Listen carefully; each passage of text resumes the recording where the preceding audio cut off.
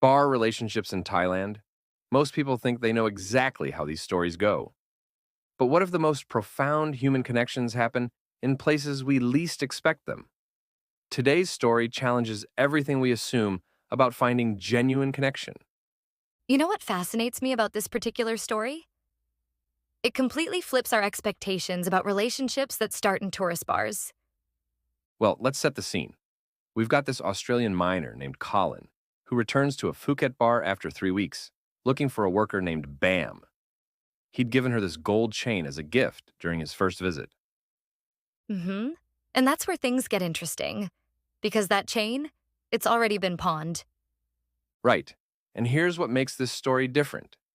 Instead of spinning some elaborate tale, Bam actually tells him the truth. She'd pawned it to go partying, though she did have a sick mother in the hospital, too. That kind of honesty in that situation, it's pretty rare, isn't it? Most people would just stick to the hospital story. And Colin's reaction is what really sets this whole thing in motion. Instead of getting angry, he just offers to help her get it back. Then he makes this wild proposal. 5 nights together, including a trip to Ao Nang. You know what's fascinating about these arrangements? The economics behind them. The Mama-san structured this really sophisticated deal where everyone benefits. Oh, exactly. Like, the bar gets their cut, Bam gets 500 baht per day, but she has to stay until 2 a.m. to keep the drinks flowing. It's this whole ecosystem that most tourists never really understand. So what happened when they actually got to Aonang? Well, this is where everything shifts. They're at this luxury resort, the Centera, with ocean views and white sand beaches. But more importantly, Colin's whole demeanor changes. He's drinking less, being more thoughtful. And from what I understand, meeting his friends Mark and Lauren was a real turning point for Bam. That's right.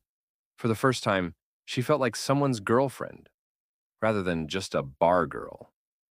It's this fascinating glimpse into how our identity can shift based on how others see us. Well, that really speaks to something deeper about human nature, doesn't it? How our sense of self is so tied to the roles we play. Exactly. And then there's this powerful moment at the end where Colin gives her this envelope. It's not just money, it's recognition of her humanity. 20,000 baht as a thank you, plus money for the chain and her family. That gesture seems to represent something bigger than just the cash value. Yeah. And here's what really gets me. When he leaves, Bam admits to crying. Her friend suggests he might become her sponsor, maybe ask her to leave the bar life. And Bam laughs it off, but she's not sure. So, what you're saying is that even in these supposedly transactional relationships, real human connection can happen? Precisely. And the ending is perfect. Right after this emotional goodbye, Bam's back at the bar, partying with drunk tourists, friends holding her hair while she's sick. It's like life goes on, but something has changed. That contrast really drives home the complexity of these relationships. You know what's really striking about this whole story? It challenges our assumptions about where meaningful connections can form. Like, we tend to dismiss certain types of relationships as purely transactional. But sometimes the most authentic moments happen in the most unexpected places. And maybe that's the real lesson here, that genuine human connection doesn't care about our preconceptions. It can happen anywhere, between anyone, even if it's just for a moment. Even if that moment includes elephant like snoring at a luxury resort. Well, that's what makes it real, right?